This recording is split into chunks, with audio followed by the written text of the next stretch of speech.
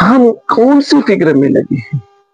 ہم اعلان کرتے ہیں، ہم بولتے ہیں کہ ہم جنت میں جائیں گے، ہم جنت میں جائیں گے، ہم جنت میں جائیں گے۔ جنت والے کام کیے ہیں؟ جنت جانے کے کام کیے ہیں آپ؟ کبھی رب کو راضی کیے ہیں؟ کبھی دل میں سوچے ہیں کہ صبح سے لے کر شام تک کتنی نمازیں ہیں، ہم نے کتنی نمازیں ضائع کی ہے، برباد کی ہے، کتنی نمازوں کو ہم نے چھوڑا ہے؟ کبھی اس پر آپ نے غور کیا ہے؟ کبھی اس کو آپ نے سوچا ہے؟ کبھی آپ نے سمجھا ہے کہ ہم نے جو نمازیں ضائع کی ہے، ہم نے جو نمازیں چھوڑی ہے، جو ہم نے نمازوں کو ترک کیا ہے؟ اب میں نے جو بتایا تھا کہ قبر میں منکر نکیر آپ سے یہ سوالات نہیں کریں گے کہ تم کتنا دولت، کتنے پیسے، کتنی شہرت لے کر آئے ہو۔ نہیں بلائیں گے سیٹھ صاحب، ہاں اگر ایک مرحلہ ایسا ہوگا، ایک جگہ ایسے ہوگی کہ جہاں اگر آپ کے اخلاق اچھے ہیں، آپ کے کردار اچھے ہیں، آپ کے عمل اچھے ہیں، تو فرشتے یہ بھی کہہ سکتے ہیں کہ نمازی صاحب آئے ہیں، حاجی صاحب آئے ہیں، آپ کو یہ کہیں گے عالم صاحب آئے ہیں۔ کیونکہ دنیا کی سب سے بڑی دولت جو ہے نا، وہ عزت ہے، وقار ہے۔ اگر عزت ہے تو یہ عزت صرف پیسے کے بلبوتے پہ نہیں بنا، علم کے بلبوتے پر بنا۔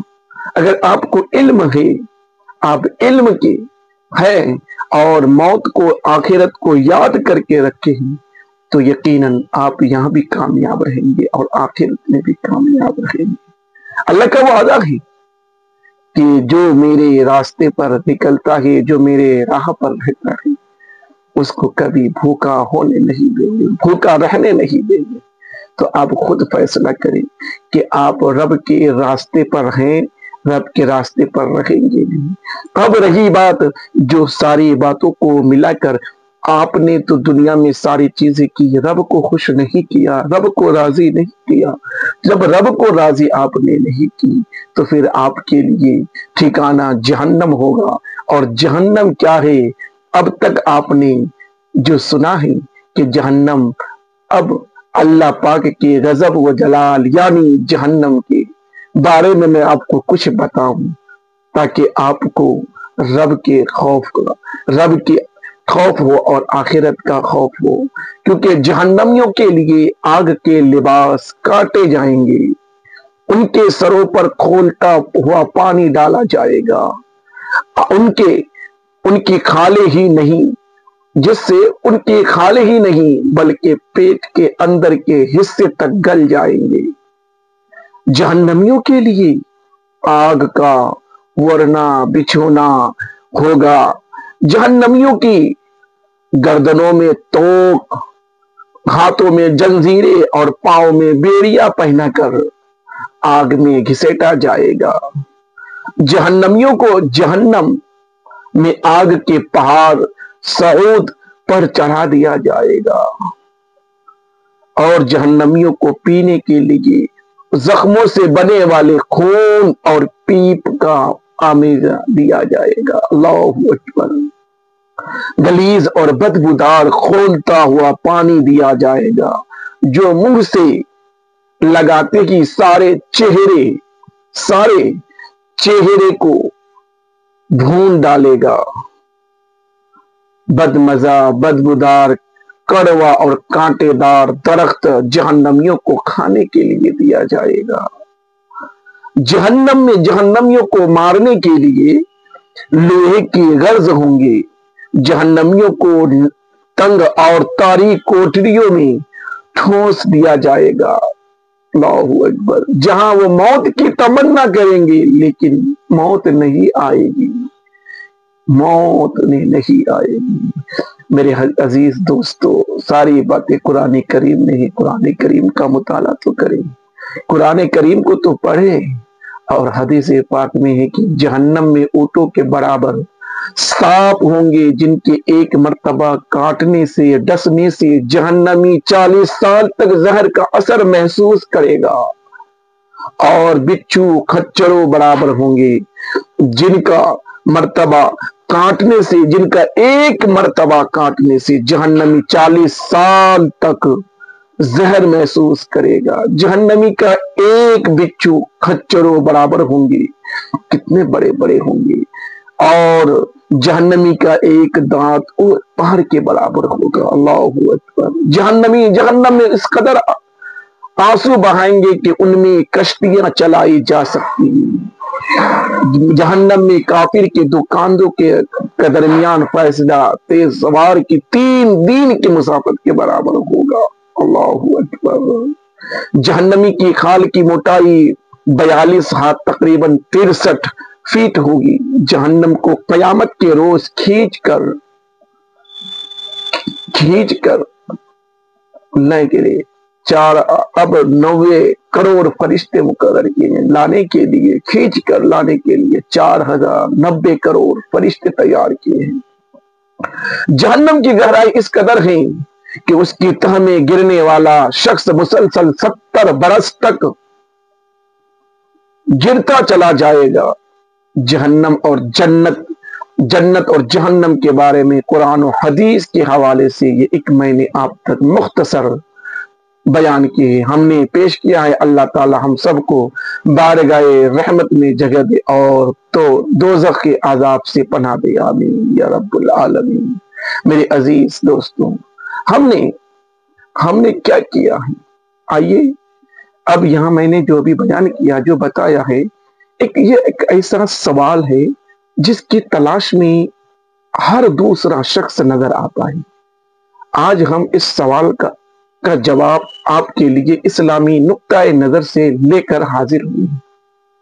اس کے علاوہ آپ کو یہ بھی بتائیں گے کہ آخر قبر انسان کو کیسے پکارتی ہے، کیسے پکارتی ہے، کیا یہ پکارنا انسان کو سنائی دیتی ہے؟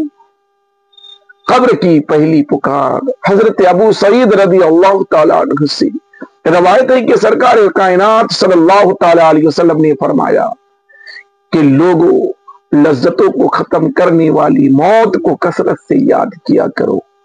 قبر ہر دن اپنے مردوں سے خطاب کرتے ہوئے اعلان کرتی ہے، میں غریب اور تنہائی کا گھر ہوں، مٹی اور کیڑوں کا گھر ہوں۔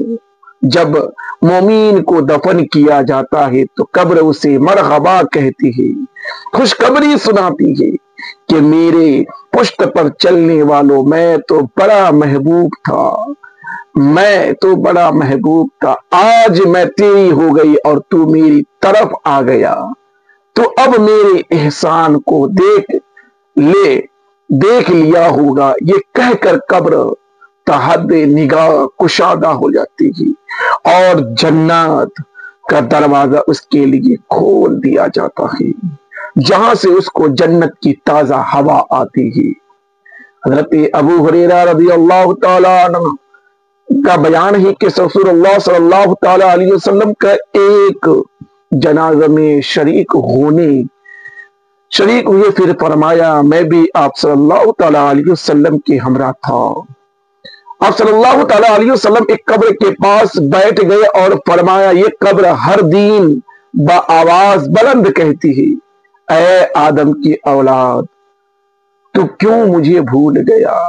کیا تجھے یہ معلوم نہیں کہ میں تنہائی کا گھر، غریب کا گھر، وحشت کا گھر، کیڑوں مکوڑوں کا گھر، میں بہت تنگ گھر ہوں، مگر اللہ جس کے لیے کشادگی کا حکم فرمائے گا اس کے لیے کشادگی ہو جائے گی۔ اس کے بعد نبی نے فرمایا، قبر تو یا تو جنت کا چمن ہے یا پھر آگ کا تنور ہے۔ اللہ اکبر۔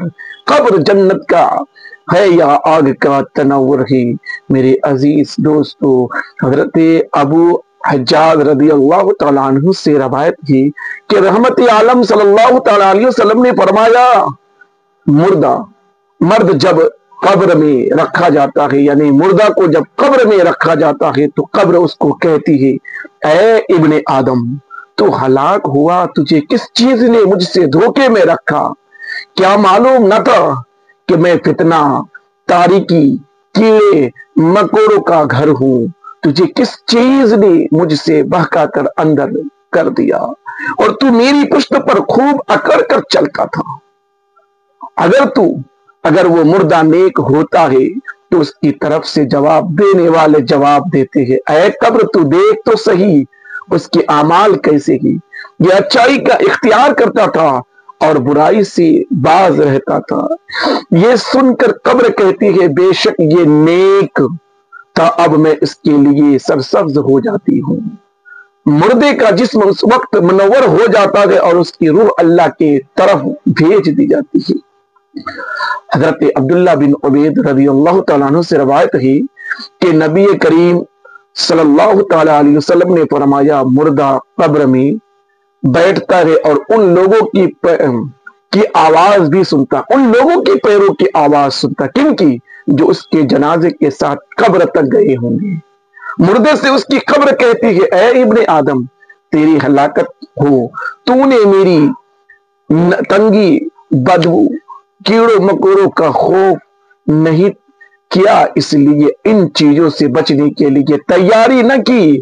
بدعمال مردے سے قبر کہتی ہے، تجھے میری تاریکی، میری وحشت، میری تنہائی اور تنگی اور میرا غم یاد نہیں رہا.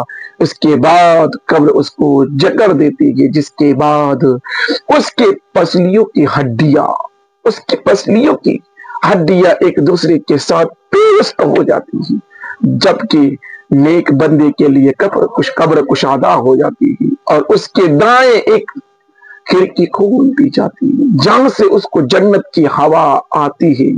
اللہ پاک ہم سب کو قبر کی عذاب سے بچائے اور ہم کو نیک اعمال کرنے کی توفیق عطا فرمائے.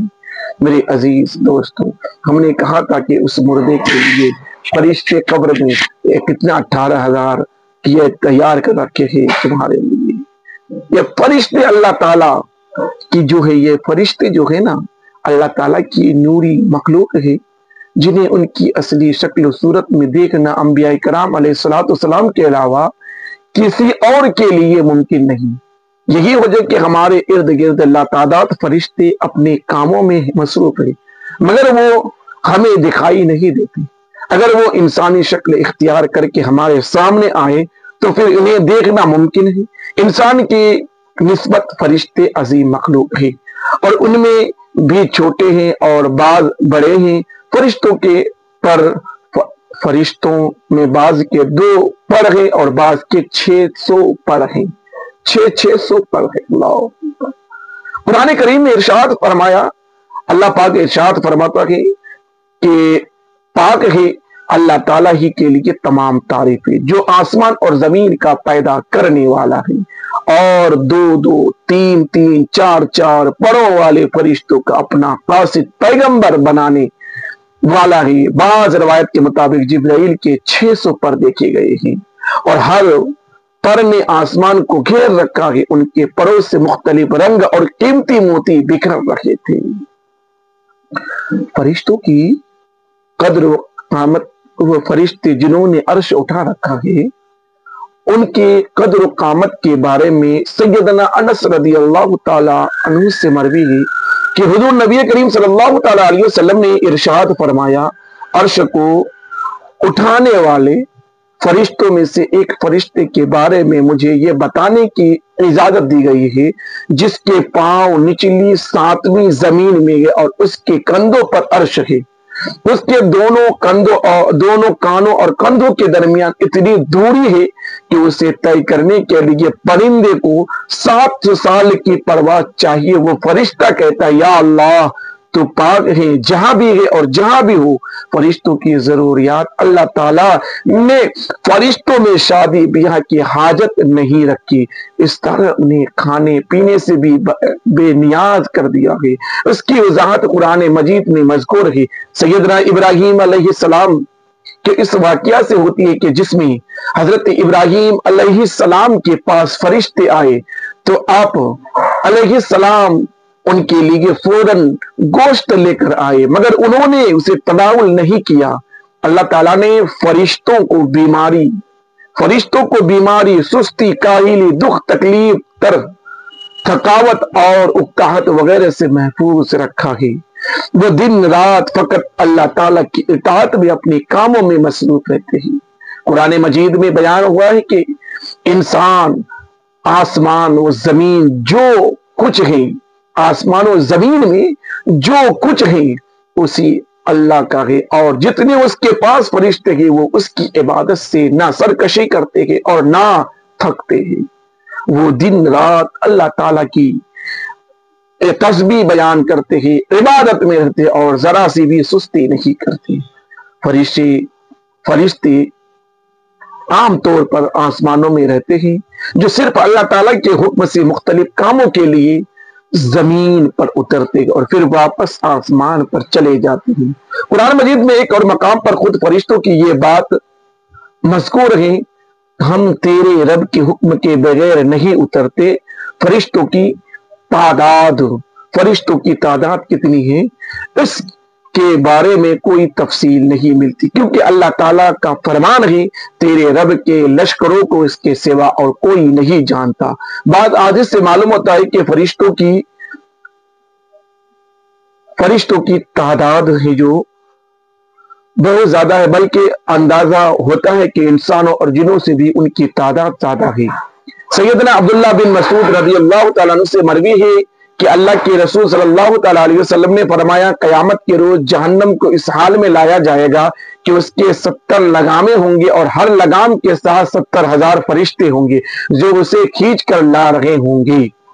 فرشتوں کی ایک اہم خاصیت یہ بھی ہے کہ وہ اللہ تعالیٰ کے حکم سے اپنی شکل و صورت کے علاوہ کوئی اور صورت بھی اختیار کر سکتے ہیں۔ یہ صورت کسی ایسے انسان کی بھی ہو سکتی ہے جسے دیکھنے والے پہچان لے۔